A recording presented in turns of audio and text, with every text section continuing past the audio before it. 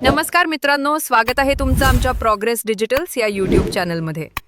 आज आपण बघणार आहोत हरवलेले किंवा खराब झालेले 10वी किंवा 12वी मार्कशीट अथवा पासिंग सर्टिफिकेट घरी कशी मागवायची. त्यासाठी आपल्याला आधार कार्ड व जी मार्कशीट घरी मागवायची आहे त्या मार्कशीटचे सीट क्रमांक व वर्ष आणि एक प्रतिज्ञापत्र लागेल. तर चला मित्रांनो, सुरू करूया. त्यासाठी सर्वात आधी गुगलमध्ये https://mahashscboard.in/reprint/ ही वेबसाईट व्यवस्थित भरून घ्या. आपल्याला महाराष्ट्र स्टेट बोर्डचे डॅशबोर्ड पाहायला मिळेल. त्यानंतर लॉग इन या बटनावर क्लिक करून घ्या. व्हेरीफाय युअर मोबाईल नंबरमध्ये तुमचे मोबाईल नंबर भरून सेंड व्हेरिफिकेशन कोड करा. नंतर तुमच्या मोबाईलवर OTP येईल. OTP आल्यानंतर व्हेरीफाय अँड नेक्स्ट करून घ्या.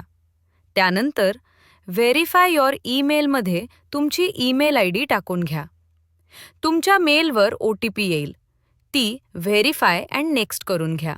त्यानंतर आपल्याला असा डॅशबोर्ड पाहायला मिळेल. जर तुम्हाला 12वीची मार्कशीट अथवा पासिंग सर्टिफिकेट मागवायचं असतील तर गो टू HSC डॅशबोर्डवरती क्लिक करा.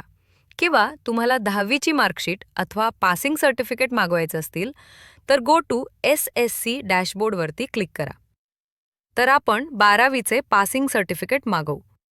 HSC डॅशबोर्डवरती क्लिक केल्यानंतर आपल्याला असा डॅशबोर्ड पाहायला मिळेल.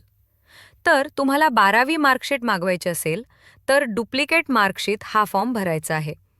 आणि जर पासिंग सर्टिफिकेट मागवायचं असेल तर डुप्लिकेट सर्टिफिकेट हा फॉर्म भरायचा आहे. आपण डुप्लिकेट सर्टिफिकेट हा फॉर्म भरूया. आपल्याला सूचना पाहायला मिळतील, त्या सूचना वाचून घ्या. मी सहमत आहे वर टिक करून आय एग्री करून घ्या. नंतर विद्यार्थी माहितीमध्ये काही माहिती आपल्याला इथे भरायची आहे. विद्यार्थीचे पूर्ण नाव हे इंग्रजी कॅपिटल लेटरमध्ये भरून घ्या. आईचे नाव पण कॅपिटल लेटरमध्ये भरून घ्या. तुमचे आसन क्रमांक म्हणजे रोल नंबर व्यवस्थित भरून घ्या. त्यानंतर तुमच्या परीक्षेचे वर्ष आणि महिना भरून घ्या. खाली स्क्रोल केल्यानंतर शाळा आणि परीक्षा केंद्राचा तपशील मध्ये फक्त तुमच्या शाळेचे किंवा कॉलेजचे नाव कॅपिटल लेटरमध्ये लिहून घ्यायचे आहेत. नंतर खाली आल्यानंतर सध्या राहत असलेला पत्ता या ठिकाणी भरायचा आहे. पिनकोड भरायचा आहे. त्यानंतर वितरण आणि परीक्षा जिल्ह्याची माहिती आपल्याला भरायची आहे. सर्वात आधी डिलिव्हरी प्रकारमध्ये आपल्या बाय पोस्ट हा पर्याय सिलेक्ट करायचा आहे. नंतर तुमचा ज्या जिल्ह्यामध्ये तुमची परीक्षा झाली तो जिल्हा सिलेक्ट करून नेक्स्ट करा. नंतर आपल्याला प्रतिज्ञापत्र आणि आधार कार्ड अपलोड करायचे आहे. प्रतिज्ञापत्र तुम्हाला व्हिडिओच्या डिस्क्रिप्शनमध्ये मिळून जाईल. तो फॉर्म भरून त्याला आणि आधार कार्ड दोन्ही 512 KB आत स्कॅन करून घ्या. बघू शकता प्रतिज्ञापत्र आणि आधार अपलोड झालेले आहे. त्यानंतर नेक्स्ट करून घ्या.